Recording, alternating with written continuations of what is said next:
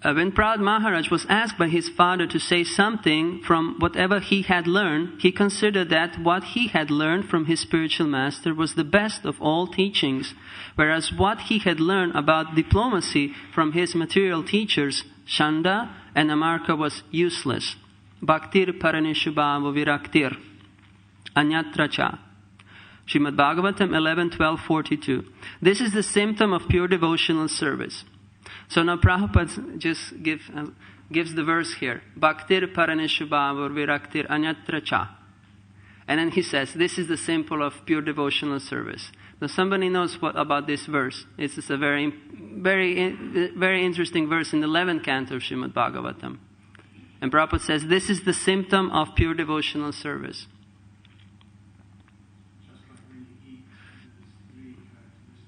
Yeah, just when you eat. When a hungry person eats, 3 things appear. Pushti, tushti, shutkasaya. Pushti, pleasure, nourishment, and cessation of hunger. So similarly, when one engages in a devotional service, immediately 3 things appear. This is bhakti, devotion for God, paranishubhava. One has the direct experience of the Lord, and virakti. Virakti means detachment. But there are 2 words for detachment we use. Sometimes we use the words vairagya and virakti. But virakti has a different meaning. Virakti is one symptom of bhava bhakti. Virakti means when one is detached, when there is in the midst of disturbance. But vairagya means one has to make a real endeavor to detach himself or herself. But virakti means that somebody is naturally detached, doesn't hanker. But although everything is around him, that person, but he or she is not attached. It's natural detachment. And Prabhupada says these 3 things, this is the symptom of pure devotional service. In other words, person is interested only in Krishna. You notice here how when I read Sanskrit translation, Prabhupada, I think 3 times mentioned Vishnu, only for Vishnu and not anybody else. Only for Vishnu and not anybody else. In previous purports I was reading, if you remember, Prabhupada is mentioned that Bhakti is for Vishnu only. Bhakti is for Krishna, not for anyone else. But this Bhakti is all-inclusive. In Chaitanya Shikshamrita, Bhaktivinoda Thakur mentions how when Bhakti naturally appears in the heart, alongside Bhakti there is compassion.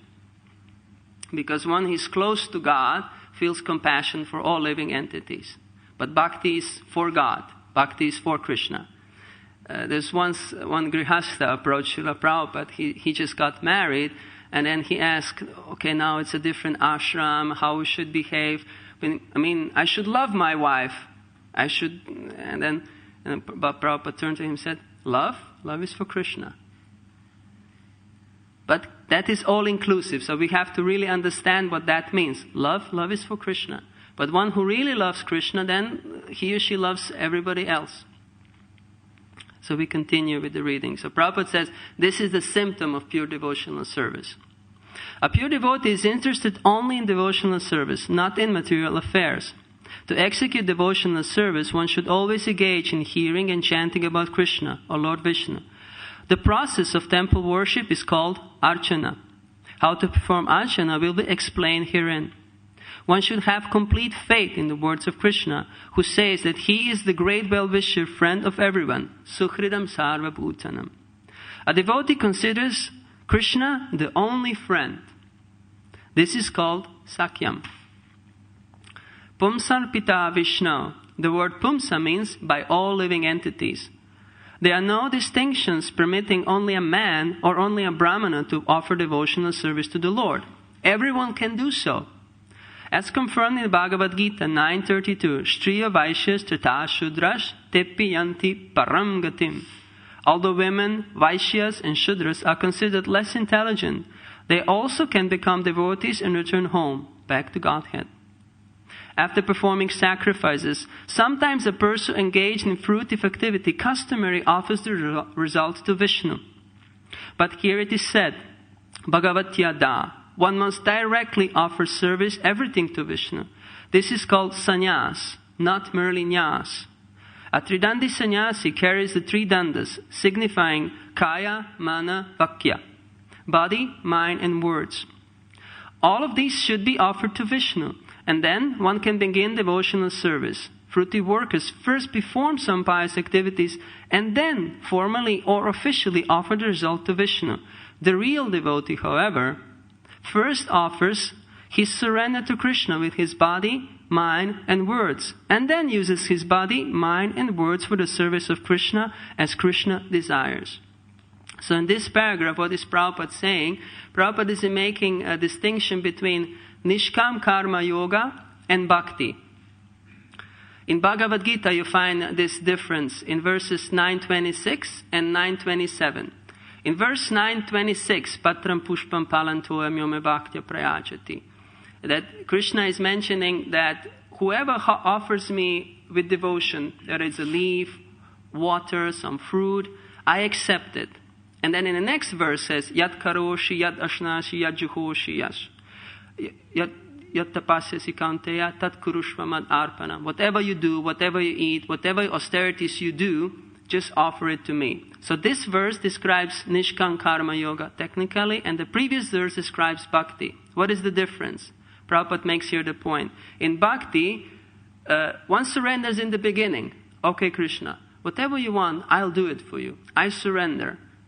Usually what it means in our community, you come to the temple and do whatever the authority asks you to do. This is how it was when I joined. You just do whatever you're being asked to do. Because this is you surrender. That's surrender. But Nishkam Karma Yoga means, okay, Krishna, I like to do this. I like to give classes. I like to be a manager. I like to do this. Just leave me my activity, but when I get some result, I'll give it to you. So you see, surrender is at the end. That's the difference between Nishkam Karma Yoga and Bhakti. To the degree one is ready to give the result, one is labeled Nishkam or Sakam. And this is what Prabhupada is saying here. After this introduction, now Prabhupada goes a little bit more into explaining these 9 processes of bhakti. Srila Bhaktisiddhanta Saraswati Thakur gives the following explanation in his Tatya. The word Shravana refers to giving oral reception to the holy name and descriptions of the Lord's form, qualities, entourage, and pastimes as explained in Srimad Bhagavatam, Bhagavad Gita, and similar authorized scriptures. After oral receiving such messages, one should memorize the vibrations and repeat them, kirtana. Smaranam means trying to understand more and more about the Supreme Lord. And padasevanam means engaging oneself in serving the lotus feet of the Lord according to the time and circumstances. Archanam means worshipping Lord Vishnu as one does in the temple. And vandanam means offering respectful obeisances. Manmanabhava mad bhakto madhyajimam namaskuru. Vandanam means namaskuru, offering obeisances or offering prayers, thinking oneself to be Nitya Krishna Das. Everlastingly a servant of Krishna is called Dasyam, and Sakyam means being a well-wisher of Krishna. That is interesting how Bhaktisiddhanta Saraswati Thakur is saying, being a well-wisher of Krishna. Usually Krishna is our well-wisher, but in Sakyam attitude one considers himself or herself, I'm a Krishna's well-wisher. Krishna wants everyone to surrender unto him because everyone is constitutionally his servant. Therefore, as a sincere friend of Krishna, one should preach this philosophy, requesting everyone to surrender unto him. Atmanivedanam means offering Krishna everything, including one's body, mind, intelligence, and whatever one possesses. One's sincere endeavor to perform these 9 processes of devotional service is technically called bhakti. So this is the abhideya, this is the process of devotional service. This navalakshana, shravanam, kirtanam, vishnu smaranam, parasevanam, archanam, dasyam, sakyam, atmanivedanam. So this is technically called bhakti. The word ada means directly. One should not be like the karmis who perform pious activities and then formally offer the result to Krishna. You see the difference between being a Karma yogi and bhakti yogi. You first do the activity and then just formally, okay, I'll give it to you, Krishna. No, bhakti means I do it for you from the very beginning, and this is bhakti. That is karma kanda. One should not aspire for the results of his pious activities, but should dedicate oneself fully and then act piously. In other words, one should act for the satisfaction of Lord Vishnu, not for the satisfaction of his own senses. That is the meaning of the word directly. Anya bilashita shunyam gina karmarya nabritam anukulyena krishnanu shilanam bhaktir uttama. One should render transcendental loving service to the Supreme Lord Krishna favorably and without desire for material profit or gain through fruitive activities or philosophical speculation. This is called pure devotional service. One should simply satisfy Krishna without being influenced by fruitive knowledge or fruitive activity. So this is the definition from Bhakti Rasamrita Sindhu given by Rupa Goswami that describes pure devotional service. The Gopala-Tapani Upanishad says that the word bhakti means engagement in the devotional service of the Supreme Personality of Godhead, not of anyone else. So this is, you see, that's the point that Prabhupada is making in here, and also in the verse. He's often saying, for Vishnu, it's for Krishna, it's for God, it's not for anyone else. This Upanishad describes that bhakti is the offering of devotional service to the Supreme Personality of Godhead. To perform devotional service, one should be relieved of the bodily conception of life and inspirations to be happy, to elevation to higher planetary systems. In other words, work performed simply for the satisfaction of the Supreme Lord, without any desire for material benefit, it's called bhakti. See what is Prabhupada saying? That bhakti starts when one is actually freed from the bodily conception of life and from a desire to be happy in this world. There's a verse in what is it? Brahma bhuta prasanatmana shochati na kankshati samaham sarve bhuteshu. No. Mad bhaktim labate param. Said when one is Brahma bhuta, when one is not hankering for anything, one is not lamenting, when one is sama sarve bhuteshu, when one is equal to every living entity, mad bhaktim labate param. Then, when one is on this level, then bhakti starts. So we can measure ourselves where we are. When the real bhakti starts. This is what Prabhupada is saying. Bhakti is also called nishkarma, or freedom from the results of fruitive activity. Bhakti and nishkarma are on the same platform, although devotional service and fruitive activity appear almost the same. The 9 different processes enunciated by Prahlad Maharaj, who learned them from Narada Muni, may not all be required for the execution of devotional service. If a devotee performs only one of these 9 without deviation, he can attain the mercy of the Supreme Personality of Godhead. Sometimes it is found that one performs one of the processes. Other processes are mixed as well. That is not improper for a devotee. When a devotee executes any of the 9 processes, nabalakshana, this is sufficient. The other 8 processes are included. Now, let us discuss these 9 different processes. So what Prabhupada is saying, that it's not necessary to perform all of the processes. Just only one, but only one with focused intention. Execute it perfectly. Because why? All other processes are simply included with that. Shravanam. Number 1, Shravanam. Hearing of the holy name of the Lord, Shravanam, is the beginning of devotional service. Although any of the 9 processes is sufficient, in chronological order, the hearing of the holy name of the Lord is the beginning. Indeed, it is essential. As enunciated by Lord Sri Chaitanya Mahaprabhu, Cheto Darpanam Arjanam. By chanting the holy name of the Lord, one is cleansed of the material conception of life, which is due to the dirty modes of material nature. When the dirt is cleansed from the core of one's heart, one can realize the form of the Supreme Personality of Godhead, Ishvara Parama Krishna Sachit Ananda Vigraha. Thus, by hearing the holy name of the Lord, one comes to the platform of understanding the personal form of the Lord. After realizing the Lord's form, one can realize the transcendental qualities of the Lord. And one can understand His transcendental qualities. One can understand Lord's associates. In this way, a devotee advances further and further towards complete understanding of the Lord as he awakens in realization of the Lord's holy name, transcendental form and qualities, his paraphernalia and everything pertaining to him. Therefore, the chronological process is Shravanam, Kirtanam, Vishnu. The same process of chronological understanding holds true in chanting and remembering. When the chanting of the holy name, form, qualities, and paraphernalia is heard from the mouth of the pure devotee, his hearing and chanting are very pleasing. Srila Sanatana Goswami has forbidden us to hear the chanting of an artificial devotee or non-devotee.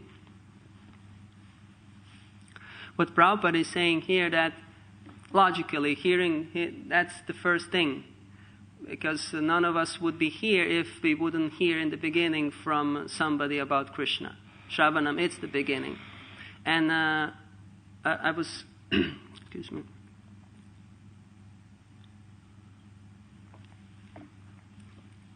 And a couple of times in Srimad Bhagavatam you have this sequence mentioned in the same order, actually 5 times. Shravanam, Kirtanam, Smaranam, or Dhyanam, which is almost the same thing. And they always appear in this order. So first is Shravanam, then is Kirtanam, and then is Smaranam. They always appear in this order. Shravanam comes in the beginning.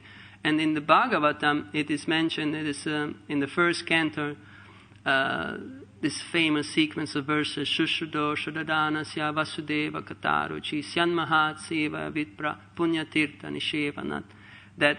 That affinity to hear Vasudeva Kataruchi, or taste for Vasudeva Kata, it happens in the association of devotees, by serving the devotees. There are 2 types of hearing. One hearing is in the beginning initially, when a newcomer or person who doesn't know anything about Krishna just hears from somebody with an open mind. This is the first type of hearing. The second type of hearing is when a person comes into the association of devotees. Then the process of purification starts. Srimata Svakata Krishna, Punya Shravana Kirtana. Punya, what is auspicious? Shravana. After Shravana is done, then Kirtana comes. Hridantastyo Hyabhadrani. Then Abhadra, unauspicious. Bhadra means something good, and Abhadra means what is not good, what is not auspicious, is cleansed from the heart. Hearing from the text of Srimad Bhagavatam is considered the most important process of hearing. Srimad Bhagavatam is full of transcendental chanting of the holy name, and therefore the chanting and hearing of Srimad Bhagavatam are transcendentally full of mellows. So Prabhupada is saying here that hearing about Srimad Bhagavatam is also Shravanam.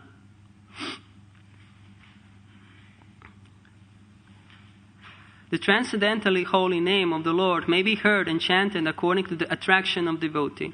Now Prabhupada is making an interesting point about the personal affinity of a devotee, what is often called like Ishta Devata, one's chosen deity of worship. The transcendental holy name of the Lord may be heard and chanted according to the attraction of the devotee. One may chant the holy name of Lord Krishna, or one may chant the holy name of Lord Rama as Nrisimhadev, Ramadi Murtishu Kalani Amena Tishtan. The Lord has innumerable forms and names, and devotees may meditate upon a particular form and chant the holy name according to his or her attraction. The best course is to hear of the holy name, form, and so on from a pure devotee of the same standard as oneself. In other words, one who is attached to Krishna should chant and hear from other pure devotees who are also attached to Lord Krishna. The same principle applies for devotees attached to Lord Rama, Lord Nrisimha, and other forms of the Lord. Because Krishna is the ultimate form of the Lord, Krishnastu Bhagavan Swayam, it is best to hear about Lord Krishna's name, form, and pastimes from a realized devotee who is particularly attracted by the form of Lord Krishna. In Srimad Bhagavatam, great devotees like Shukadev Goswami have specifically described Lord Krishna's holy name, form, and qualities. Unless one hears about the holy name, form, and qualities of the Lord, one cannot clearly understand the other processes of devotional service. So that's the most important point. Unless one clears and understands completely, one cannot really understand the other processes. So that is the beginning of devotional service.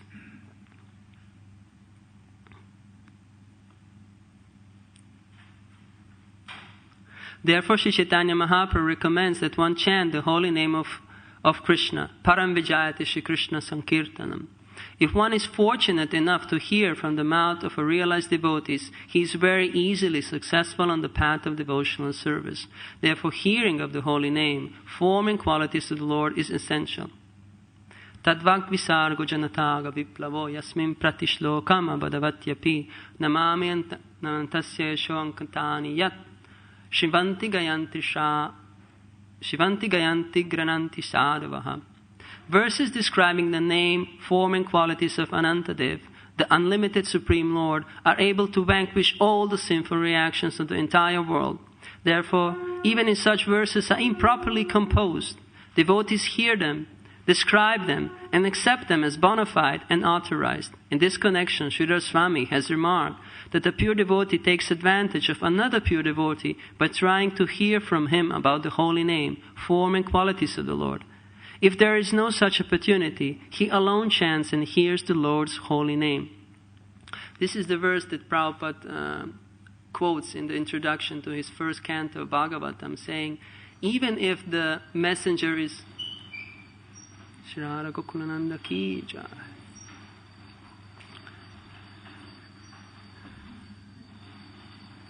He's saying, even if the messenger is not perfect, even if the messenger has a cold, or English is not his first language, or even he doesn't know Sanskrit, or even there are some, it's not fully realized, there is validity in the message itself. And that's a great encouragement for all of us, actually. Prabhupada is quoting this, referring to himself. I may not be perfect, but take this Srimad Bhagavatam, because the message is perfect. And Prabhupada quotes Sridhar Swami saying that devotee is actually always eager to hear. There's always eagerness to hear, because and that's a realization that I experienced when studying Bhakti Shastri in Vrindavan, because sometimes if you're in your own head, you take Krishna consciousness as you see it and that's it. But other people have valid visions. They come from different points of view. They have realization, and it's very valid for us to listen. And this is what we are doing actually every morning in Bhagavatam class. We are hearing from different devotees and saying, oh, I didn't understand this point in this way. It's very interesting how. Oh, this is really good. Because if we are always in our head, we become like this. But other devotees have interesting points. Like Prabhupada is mentioning second canto, saying that there are different birds in the sky. You have you have herons, you have storks, you have what's the small bird it's called? You have different, and they fly in different ways. According to, you have eagles, hawks. I'm just remembering the big birds. I don't know. Sparrows. I was looking for sparrow. Robins, or you have different types of birds, and they all fly in different ways according to their own capacity. So each one of us has his own capacity, and we fly all differently. And it's not, it's not that the eagle will come to a sparrow and say, "Oh, how are you flying? This is not proper. You should really fly like I am flying." No. Each devotee has a different capacity. Each devotee has a different realization, and it's valid. And we should be eager to hear. I remember once I was studying in Radhadesh. I was there living for 4 years as a student, and then I just decided, because I felt, wow, sometimes Srimad Bhagavatam class is boring, and I would look who was giving a class, and I was going, this person, come on, he cannot say anything, and I would just stay in my room. Then Tattvavit Prabhu would come to me and saying, "Oh, why are you not coming to class?" Then I said, I prefer to reading Bhagavatam for myself, because I know this person won't say anything valid. I said, yes, can you imagine how proud? Because everybody has something valid to share. One doesn't have to be learned or very clever or very sophisticated Bhagavatam presentation. But every devotee has a valid realization to share. And we should be eager to hear this. And then I learned, you always come. Sometimes it's boring because you hear Bhagavatam class every day. But if we are open ourselves, then we can learn always and every day. Every day is a school day. Like my Sanskrit teacher used to say, every day is a school day. Every day we can learn. And especially if we come to Bhagavatam class with this mentality, open mentality. I want to learn, I want to hear. And that's the mentality. Now, second point, now Prabhupada is going into Kirtanam. The hearing of the holy name has been described above. Now let us try to understand the chanting of the holy name, which is the second item in the consecutive order. It is recommended that such chanting be performed very loudly. In Srimad Bhagavatam, Narada Muni says that without shame he began traveling all over the world, chanting the holy name of the Lord. Similarly, Sri Chaitanya Mahaprabhu has advised, Trinada pisu nichena, tarura pisu hishnana, amanina manadena, kirtaniya sadahari. A devotee can very peacefully chant the holy name of the Lord by behaving more humbly than the grass, being tolerant like a tree, and offering respects to everyone without expecting honor from anyone else. Such qualifications make it easier to chant the holy name of the Lord. The process of transcendental chanting can be easily performed by anyone, even if one is physically unfit, classified lower than others, devoid of material qualifications, or not at all elevated in terms of pious activities. The chanting of the holy name is beneficial. An aristocratic birth, an advanced education, beautiful bodily features, wealth, or similar results of pious activities are all unnecessary for advancement in spiritual life, for one can very easily advance simply by chanting the holy name. If you paid attention to this last sentence, what is Prabhupada actually paraphrasing here is one verse from the first canto of Srimad Bhagavatam, which says that Janma Aishwarya Shruta Shrivir Narva Hartya Bidatum Jamna Aishwarya Shruta Shrivir Edamana Madapumam Naiva Hartya Bidatum Vai Tvama Kinchana Gochara. He's saying that not only it's not requirement, but these things, good birth, janma, learning, being very wealthy, being good looking, actually are impediments. Because why?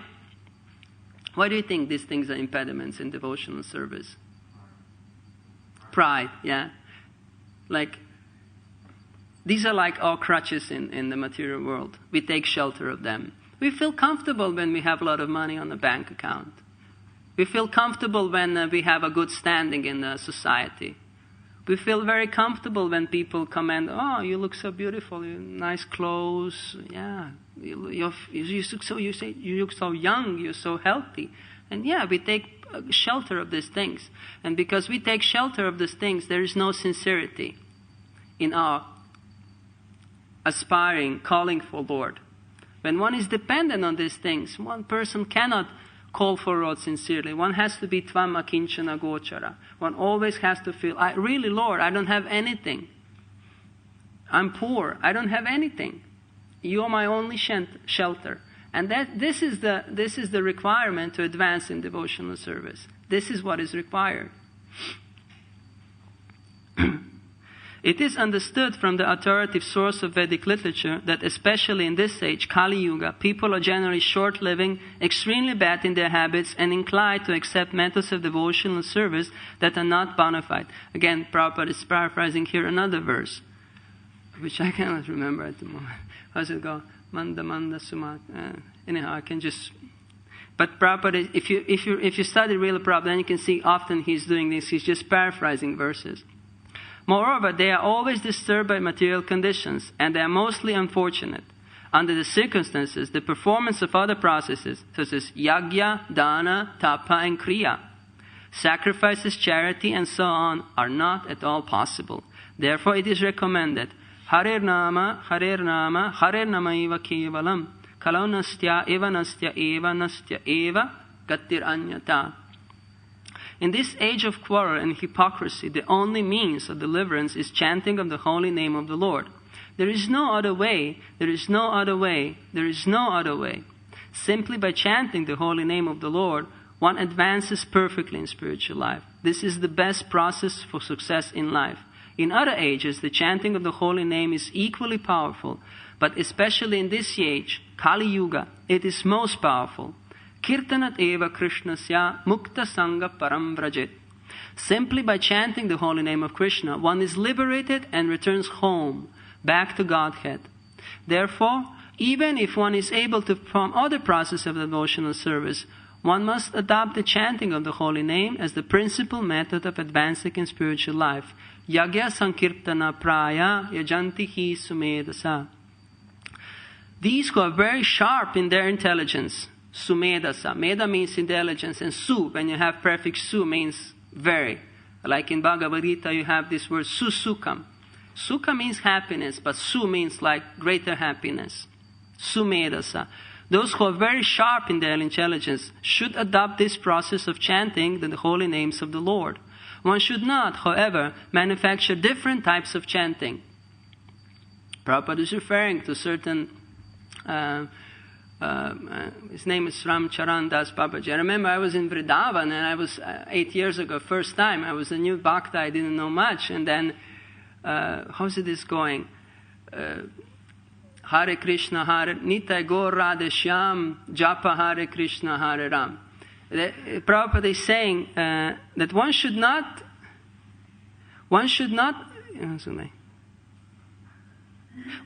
however, manufacture different types of chanting. So, in the terms, there are different types of chanting. Sometimes some chant Rama before Krishna, or sometimes this guy was a Babaji, Ram Charan Das Babaji. He invented his own type of chanting, saying for Kirtan, Nitai Gaur Radhe Shyam. This is what you chant in Kirtan, and Japa is Hare Krishna, Hare Ram. And this is going all and all. And I was hearing this all night.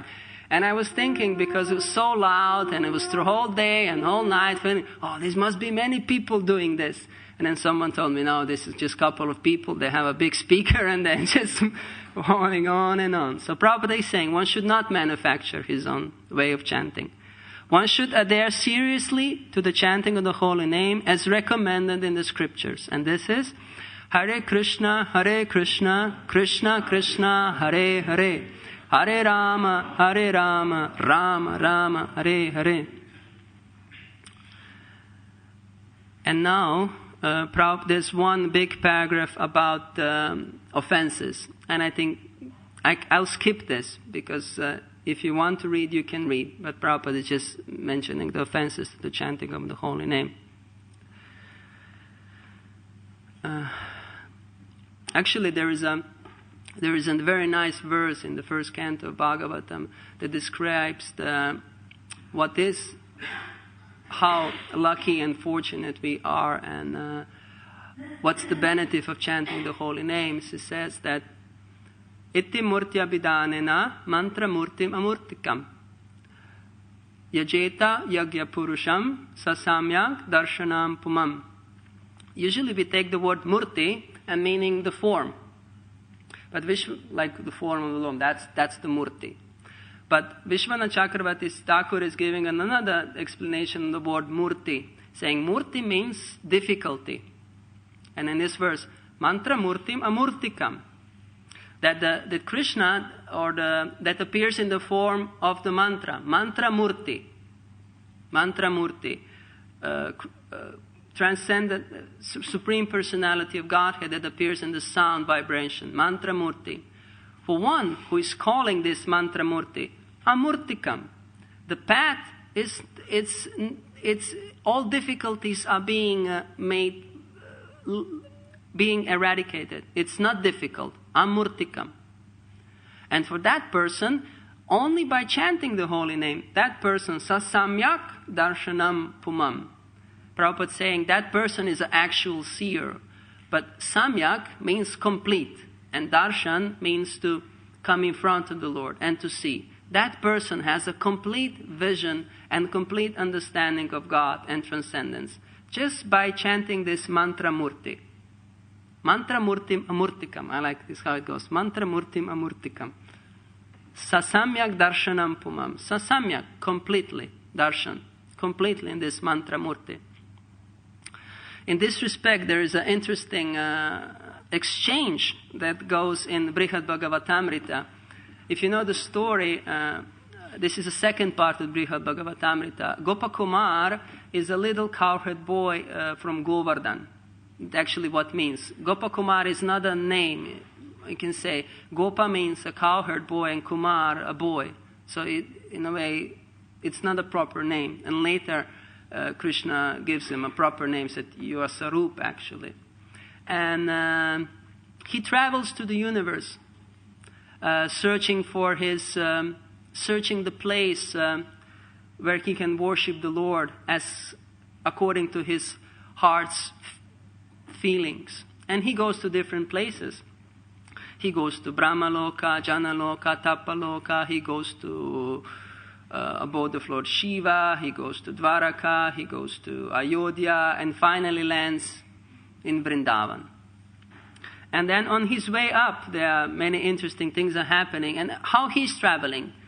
He's just chanting a mantra, Gopal mantra, and by the power of this mantra, he is able to go to all these different places in the universe. And then he arrives to Janaloka. And then he speaks with different sages. And then the sages start to speak with him. And one sage's name is Pippalayana. Sri Pippalayana said, "Why do you want to leave this exalted place and go somewhere else? And why are you wandering around just to see the Supreme with your eyes? You should concentrate your mind in meditation. Then you will naturally see the Lord everywhere, within and without, as if always before you in person." Lord Vasudeva, the Supreme Soul, the embodiment of eternality, knowledge and bliss, reveals himself in a totally purified heart, not anywhere else. So the sage is saying, why are you going here and there trying to see God? Just focus, meditate, because God reveals in the purified heart. You agree? If the heart is pure, Lord appears there. Then, with nothing else going in the mind, direct vision of Lord Hari with one's eyes takes place in the heart. So for such a person, when the heart is purified, Hridantahyohi Abhadrani, this Abhadra is gone, then one can see the Lord in the heart. When the mind is happy, all the senses are automatically happy. For the functions of all senses, speech, vision, hearing, and so on, are included within those of the mind. So when the mind is happy, heart is purified, then all the senses are naturally happy. Would you agree with that? Without the functions of the mind, the functions of all the senses are useless. For even if one acts, one's deeds will be as if never performed, because the self will be unable to perceive them. If the Lord, out of compassion for his devotees, sometimes reveals himself to their eyes, that vision actually occurs by the power of the mind. One only imagines the eyes to be the seers. And even with the power of his mercy, he becomes visible to external eyes. The bliss that arises from seeing him has its natural source in the heart. You agree with that?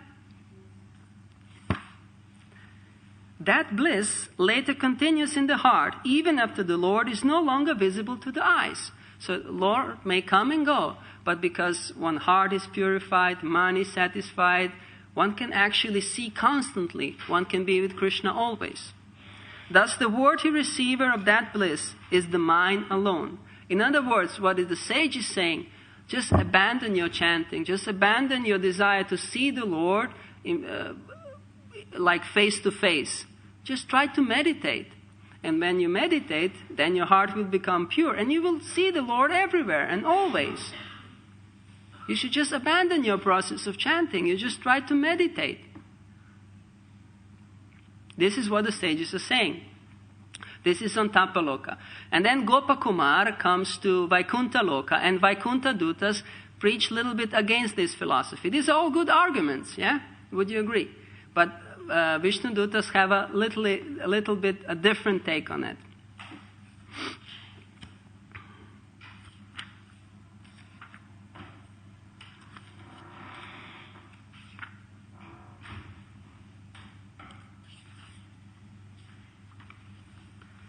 Where is it actually?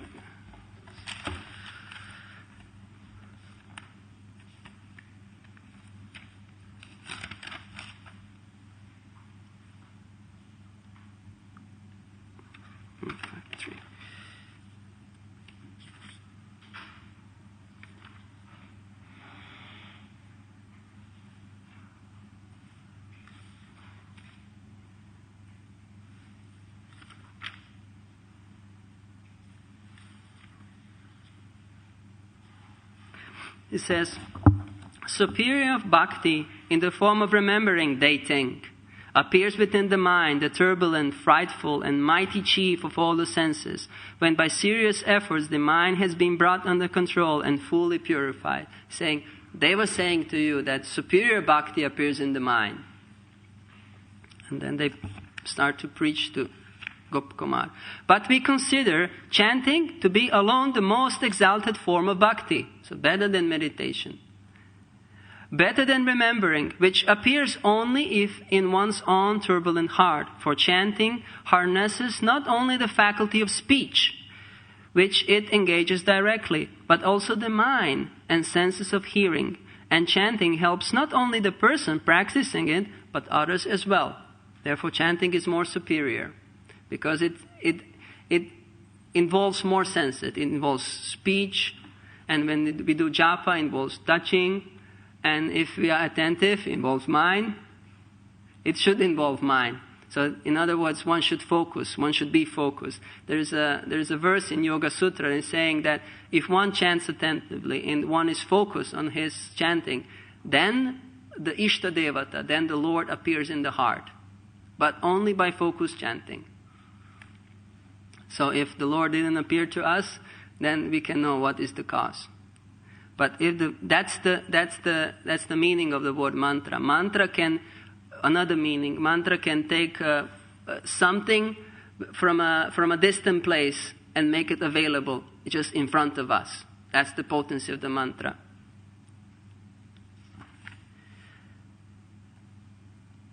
If those attached to the meditation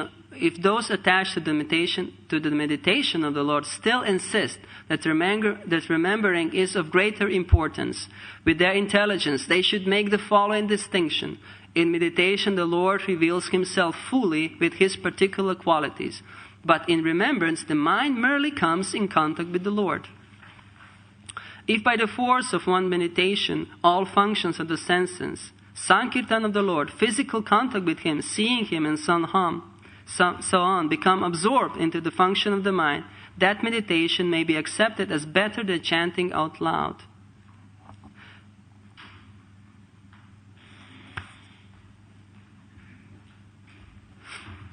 Sankirtan expands the joy of meditation.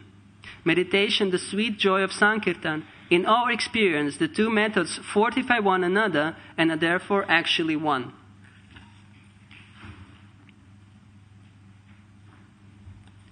And then as a conclusion, is saying, of the many ways to chant Krishna's glories, foremost is His Nama Sankirtan. It is deemed the best because it can evoke at once the treasure of pure love of Krishna. His Nama Sankirtan, that's the best. Why? Because at once it can evoke the pure love of Krishna. Am I supposed to finish or what? When?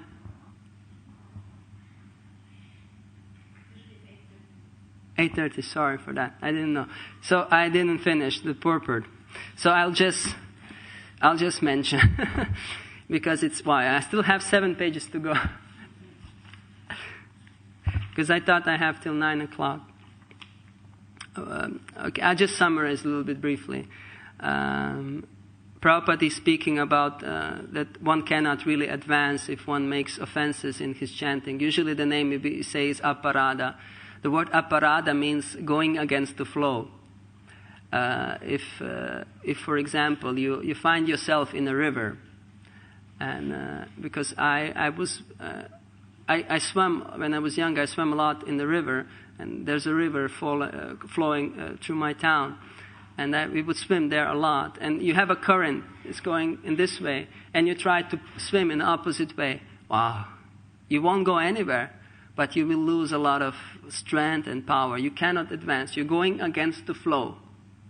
So similarly, chanting, you're just going against the flow if you make the offenses. It's impossible. It's impossible to go anywhere. Then Prabhupada speaks about smaranam, and smaranam actually is consequence of, or the fruit of love. Because if we love somebody, then we think about that person. Just remember, I won't ask the brahmacharis, but when you're in love, or when you first meet the person, or wow, what is she doing? What is he doing? Oh, I'm just wondering. And you think naturally, it comes naturally to you. So smaranam, that's if we have some feelings for a person, then smaranam naturally comes. And then Prabhupada mentions different types of smaranam, different stages of smaranam. Technically, they are called smaranam, taranam, dhyanam, dhruvanusmriti, and samadhi. Then after smaranam, and these three are the most important. Bhaktivinoda Thakur mentions in Jaiva Dharma that these three first are the most important, because everything else is contained in Shravanam, Kirtanam, and Smaranam. These three processes of devotional service are the most important. Everything else is included within. And out of these three, Kirtanam is the most important, because it purifies the heart immediately. Then after this is Pada Sevanam. And what is included in Pada Sevana? Literally, Pada means the lotus feet, and Sevana means to serve. Pada Sevanam includes other processes such as hearing the form of the Lord, touching the form of the Lord, circumambulating the Lord or temple of the Lord, visiting such places as Jagannath Puri, Dwaraka and Mathura, to see the Lord's form, and bathing in the Ganges in Yamuna. So bathing in Ganges in Yamuna is Pada Sevanam. Or this is also Pada Sevanam. The word Tadiya means in relationship with the Lord. Service to the Vaishnavas. Tulsi, Ganges and Yamuna are all included in Pada Sevanam. So you can meditate when you serve prasadam to the devotees. That's service, but it's Pada Sevanam. I just never thought about this like this, because Prabhupada is saying here that Tadiya, everything that is related to the Lord. Tadiya, that's even more important. Those items and devotees are naturally connected to the Lord. So it's also Pada Sevanam. Archanam, worship for the deity. And Prabhupada is saying, especially for the Grihastas. Because he's saying, he's making fun.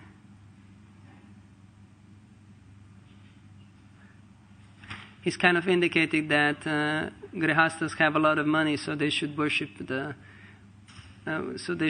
Lord. They should use this money in worshiping the Lord, the Archana. And then he's mentioning a lot of offenses that can be committed in the process of Archanam. And after Archanam is Vandanam, praying to the Lord. So whenever we come in front of the Lord, we are doing Vandanam, or offering obeisances or offering up prayers. Dasyam, and serving. Sakyam,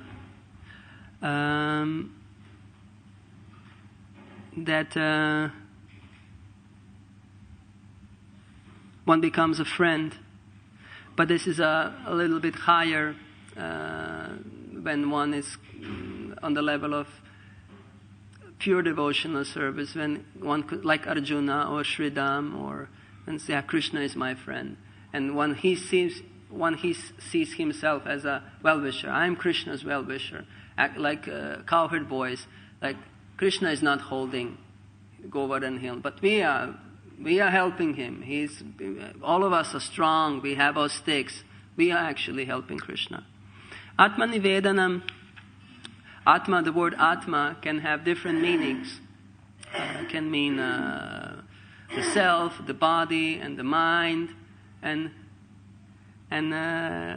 means fully surrendering completely.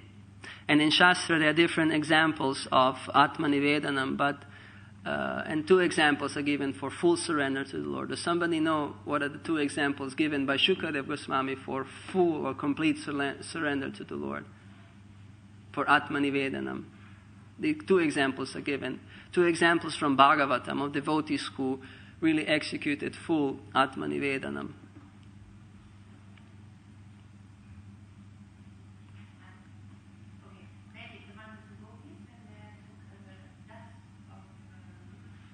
Gopis are always good example because they surrender everything, but of course Gopis gave everything. They even gave their clothes and then stood naked before God. And they, in a way that we all have to do that. We have to stand naked before God. Just surrender everything what we have and okay, I'm yours without any. Gopis, sure, example of full Atma Nivedanam. But Shukadev Goswami gives example of 2 specific devotees. Bali Maharaj, he was forced to give everything. He just, okay, I give everything. And Ambarish, they have a complete Atma Nivedanam. So, I think it's night time to end. But I didn't even finish the purport, but you read the purport, but it's just, I feel it's impossible. I even suggested that that devotees take turn and each one of them speaks about one aspect of devotional service, but we had to squeeze the whole thing, so I stopped at Kirtanam. So I think we should stop now without any questions or just one brief question. Yeah.